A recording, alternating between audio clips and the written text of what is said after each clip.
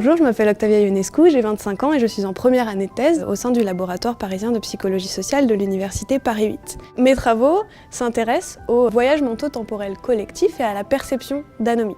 Donc à la base, le voyage mental-temporel, c'est une sorte de projection de soi. Donc dans le passé, c'est plus simplement le rappel de souvenirs, donc en fait notre mémoire, ou dans le futur, donc c'est s'imaginer ce qui pourrait nous arriver dans l'avenir.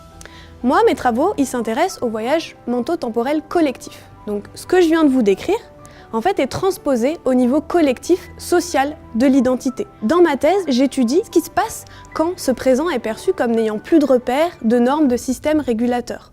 Autrement dit, comment ce qu'on appelle la perception d'anomie sociétale, en fait, va reconstruire, réorganiser les contenus de la mémoire collective et va influencer la façon dont les individus projettent le futur de leur société. Donc la perception d'anomie, c'est la perception que la société dans laquelle on vit en fait est dérégulée, désintégrée. Donc il n'y a plus de normes sociales qui vont réguler les comportements des individus, donc tout devient en fait imprévisible. On ne peut pas prévoir ce que l'autre va faire. Si on met en évidence l'influence de l'anomie perçue sur les voyages temporels collectifs, ça va nous permettre de mieux comprendre certains phénomènes qui sont problématiques et qui sont observés actuellement en France.